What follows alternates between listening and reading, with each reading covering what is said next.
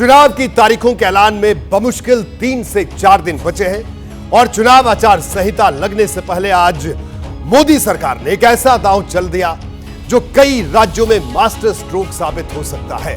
दरअसल मोदी सरकार ने नागरिकता संशोधन कानून यानी CAA का नोटिफिकेशन जारी कर दिया है।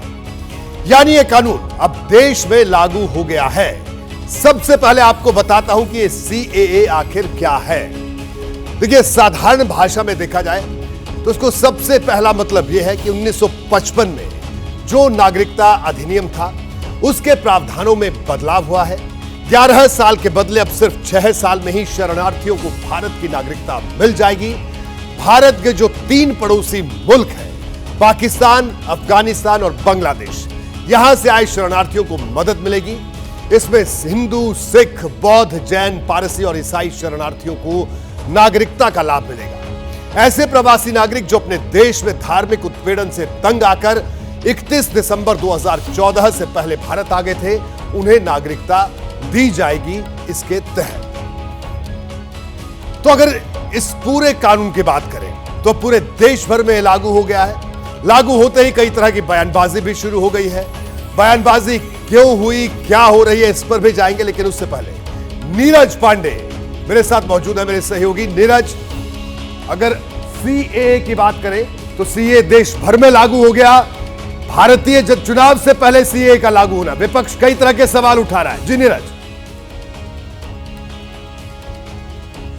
सवाल तो कई तरह से उठा रहा है, लेकिन भारतीय जनता पार्टी ने 2019 के मैनिफेस्टो में ही ये अपने लागू अंकित कर दिया था कि CAA वो लेकर आएंगे। और आप देखें तो लोकसभा और राज्यसभा दोनों से CAA को पहले पास कराया गया। ये अलग बात है कि वो उसका नोटिफिकेशन अब तक रुका हुआ था। ये सही है कि टाइमिंग में सवाल खड़े कर रहे हैं, लेकिन पिछले कई महीने से लगातार भारतीय जनता पार्टी के नेता और देश के गृह मंत्री अमित शाह सभाओं में कहते आए हैं, कार्यक्रमों में कहते आए हैं कि लोकसभा चुनाव से पहले CAA को लागू कर दिया जाएगा। आपको याद हो रोहित, लास्ट जब वो बंगाल दौरे पर गए थे और उन्होंने एक बड़ी रैली को संबोधित किया था, तो उस समय सबसे पहले उन्होंने ये बात कही थी कि CAA लागू होगा, CAA अंतिम सत्य है और जल्द ही भारत सरकार इसे लागू करेगी। तो तभी समझ लेना चाहिए कि CAA की टाइमिंग भले आज ये है कि चुनाव की आचार संहिता लगने के महज 4-5 दिन पहले इसे लागू किया गया, लेकिन ये पिछले काफी दिनों से, कई महीनों से इस पर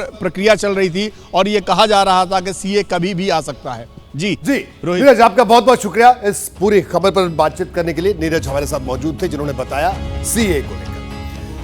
देखिए, 2019 में जब बीजेपी ने लोकसभा चुनाव से पहले अपना घोषणा पत्र जारी किया था तो CAA उसी घोषणा पत्र का हिस्सा था। यानी इस फैसले के जरिए बीजेपी सरकार ने अपना एक बड़ा दावा पूरा कर दिया है।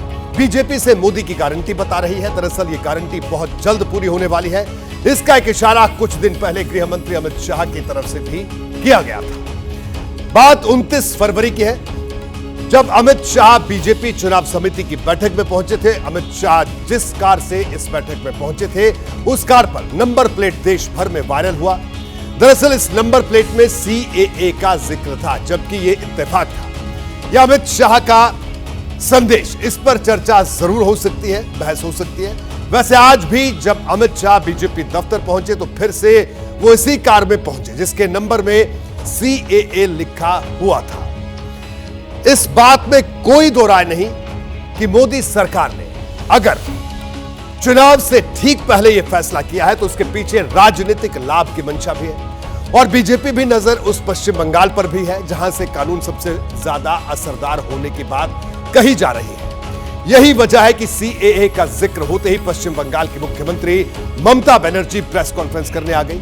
CAA के साथ NRC को भी जोड़ दिया और नागरिकता संशोधन कानून को बीजेपी का राजनीतिक हथियार बता दिया। पहले मेरे को रूल्स देखने दीजिए। I am just watching the notification. अभी नोटिफिकेशन नहीं निकाला, रूल्स नहीं निकाला। रूल्स नोटिफिकेशन में अगर हम देखेंगे कि ये डिप्राइव कर रहा है लोगों का अधिकार को, तो हम उसको खिलाफ में लड़ेंगे। हम पहले हमको देखने दीजिए। आई एम वॉचिंग कि एक बीजेपी का election publicity and nothing is. ऐसा क्यों हुआ कि सीएए लागू होते ही ममता बनर्जी सबसे ज्यादा बेचैन हुई, फौरन प्रेस कॉन्फ्रेंस करने आ गई और मोदी सरकार पर हमले शुरू कर दिए। दरअसल इसका एक सिरा पश्चिम बंगाल और पूर्वोत्तर के राज्यों के वोट बैंक से भी जुड़ा हुआ है। इन राज्यों में मतुआ समुदाय के लोगों की बड़ी आबादी है।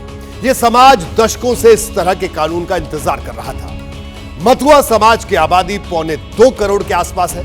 लोकसभा चुनाव के हिसाब से देखें तो 70 सीटों पर इनकी आबादी है। इन्हें वोट देने का तो अधिकार है, लेकिन नागरिकता इनके लिए भावनात्मक मुद्दा है।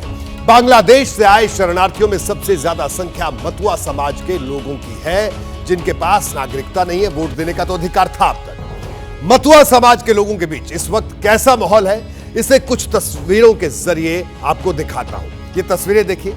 जैसे ही मोदी सरकार ने नागरिकता संशोधन कानून को हरी झंडी दी, इस समाज के लोगों के बीच जश्न का माहौल दिखाई देने लगा। ये तस्वीरें पश्चिम बंगाल के बनगांव की हैं। लोग खुश हैं। ऐसा लग रहा है कि जैसे उनका दशकों पुराना सपना मोदी सरकार ने पूरा कर दिया। जाहिर तौर पर इस तस्वीर का असर लोकसभा चुनाव में भी पड़ेगा। इसी तरह पश्चिम बंगाल और पूर्वोत्तर के कई राज्यों में लोग जश्न मना रहे हैं। देखिए, आदरणीय गृहमंत्री जी ने पहले ही बताया था कि लोकसभा इलेक्शन से पहले सीए का रूल्स रेगुलेशन चालू हो जाएगा, तो चालू हो गया। हम जो बोलते हैं वो करते हैं। अब किसी की इससे तकलीफ नहीं है, सब आनंद में है, लेकिन हमारे मुख्यमंत्री को नींद नहीं आ रहा है, यही तकलीफ है उनको। इस कानून को देखने का सबका अपना अपना नजरिया है। इस कानून में कोई शरणार्थी का बेहतर भविष्य देख रहा है, तो किसी को सियासी चाल नजर आ रही है। कांग्रेस नेता दिग्विजय सिंह ने इस कानून को भारतीय संविधान के खिलाफ बताया, तो उद्धव गुट की शिवसेना कह रही है कि हार के डर से बीजेपी जल्दबाजी में ऐसे फैसले कर रही है। पहली बात तो यह है, इतना विलंब क्यों किया? अगर विलंब किया तो चुनाव के बाद क्या दिक्कत थी? उनका एकमात्र उद्देश्य होता है हर मुद्दे को हिंदू मुसलमान में बांटो। संविधान में हर व्यक्ति को अपने धर्म को पालन करने का अधिकार है। इसलिए अगर किसी कानून में धर्म के आधार पर यह तय किया जाएगा कि कौन नागरिक बन सकता है, कौन नहीं बन सकता है, मेरे मत में ये भारतीय संविधान के खिलाफ है। तो अब ये सब करके हिंदू मुसलमान करेंगे, भारत पाकिस्तान करेंगे, भारत बांग्लादेश करेंगे। एक खेल, आखिरी खेल उनका चल रहा है। चलने दो, लागू होने दो। 370 भी हटाया, क्या क्या कश्मीर में? कश्मीरी पंडित आ गए घर में। एक खेल करते रहते हैं लोग। बोला ना 370 हटा के, अभी 370 हमने हटा दिया। ये कांग्रेस को नहीं जमा, हमने किया। कश्मीरी पंडित आ गए, पीओ के आ गया, लाने वाले थे। लद्दाख में चीन घुस गया, बाहर निकाला? नहीं निकाला। अभी जब तक चुनाव है तब तक ये सीए खेलेंगे, खेलने दो। देखिए, ये तो तय था कि मोदी सरकार सीए को लाने वाली है। संसद में से बहुत पहले ही पास करवा लिया गया था, लेकिन चुनाव से ठीक पहले यह फैसला होगा, इसका अंदाजा शायद बहुत से लोगों को नहीं था। सीएए लागू हुआ तो सिर्फ पश्चिम बंगाल की राजनीति ही नहीं गरमाई, बल्कि उत्तर प्रदेश तक इसकी सियासी आंच महसूस हो रही है। समाजवादी पार्टी के अध्यक्ष अखिलेश यादव ने सोशल मीडिया पर मोदी सरकार को घेरा। उन्होंने लिखा, एक्स पर लिखा, जब देश के नागरिक रोजी रोटी के लिए बाहर जाने पर मजबूर है तो दूसरों के लिए नागरिकता कानून लाने से क्या होगा। अखिलेश यादव ने लिखा, जनता अब भटकावे की राजनीति का भाजपाई खेल समझ चुकी है। भाजपा सरकार यह बताए कि उसके 10 सालों के राज में लाखों नागरिक देश की नागरिकता छोड़कर क्यों चलेंगे। उन्होंने इसे इलेक्ट्रल बॉन्ड से भी जोड़ा और लिखा, चाहे कुछ भी हो जाए, कल इलेक्ट्रल बॉन्ड का हिसाब तो देना ही पड़ेगा, और फिर केयर फंड का भी। ये तमाम बातें अखिलेश यादव ने कही।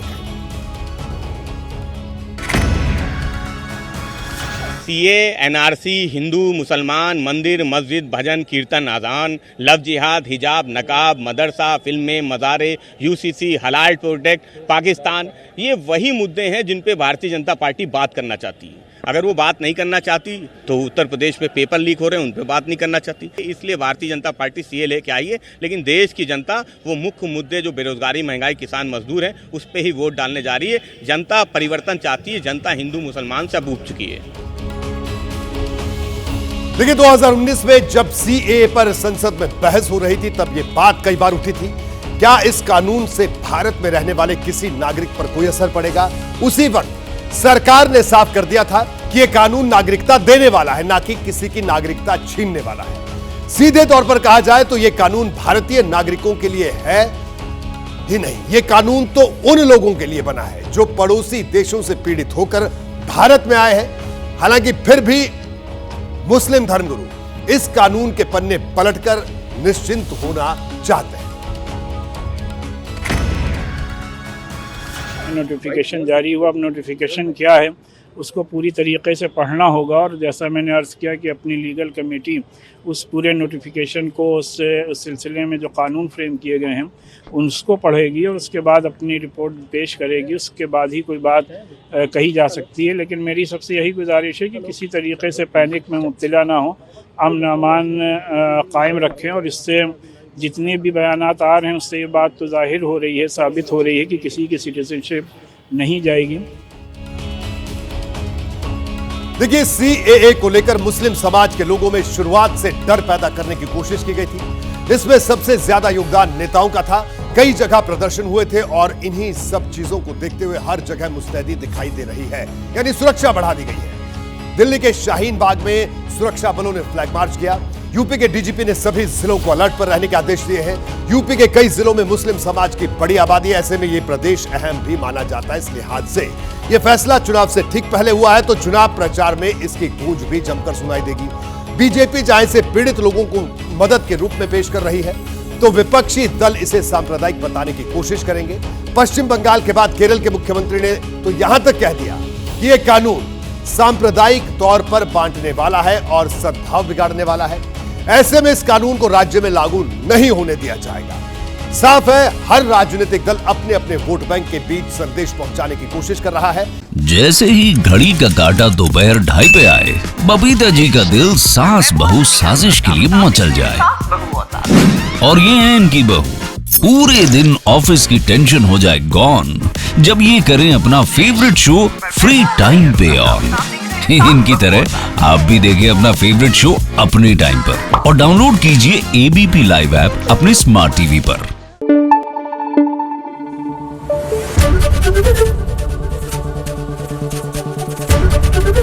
एबीपी न्यूज आपको रखे आगे।